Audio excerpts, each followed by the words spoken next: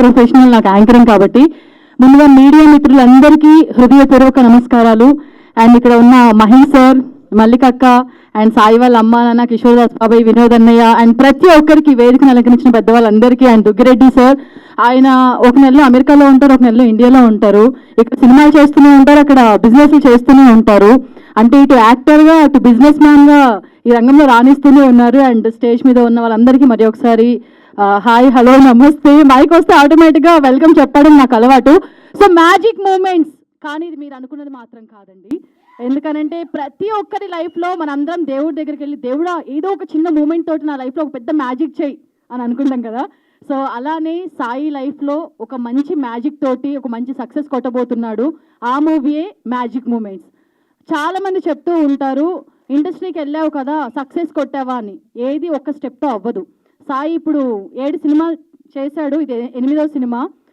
So అష్టదిక్పాలకుల support తోటి నువ్వు మంచిగా లైఫ్లో సక్సెస్ అవ్వాలి. సో ఎవరైనా పుట్టగానే నడవారు కదా, ఏదైనా ఒక ఎక్స్పీరియన్స్ అనేది ఉంటుంది. అండ్ ఇండస్ట్రీలో చాలామంది చెప్పే మాట ఏంటంటే, గుమ్మడికాయంత టాలెంట్ ఉన్నా ఆవగించేంత అదృష్టం ఉండాలి. సో మనకి ఇంకా అదృష్టం ఈ సినిమాతోనే వస్తుందేమో సాయి.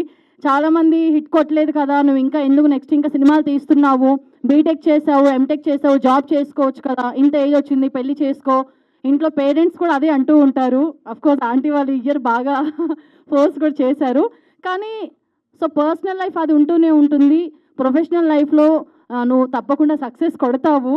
యాక్చువల్గా నువ్వు స్పీచ్ ఇవ్వమన్నావు కదా, అందుకే నాకు మాట్లాడడానికి కూడా రావట్లే. అండ్ ఇందాక సార్ చెప్పారు, దుగ్గిరెడ్డి సార్, నువ్వు సినిమా సక్సెస్ కొట్టిన తర్వాత ఇల్లు తీసుకో, ఒక కార్ తీసుకో అని చెప్పి చాలామంది ప్రొడ్యూసర్స్ దగ్గర నుంచి స్టోరీ తీసుకొని వెళ్ళి చాలా బల్క్లో అమౌంట్ తీసుకొని, ఆ అమౌంట్లోంచి కొంత వాళ్ళు తీసుకొని ఇల్లు కట్టుకోవడం, కార్ తీసుకోవడం, అవన్నీ చాలామంది చేస్తుంటారు. కానీ సాయికి అది తెలీదు.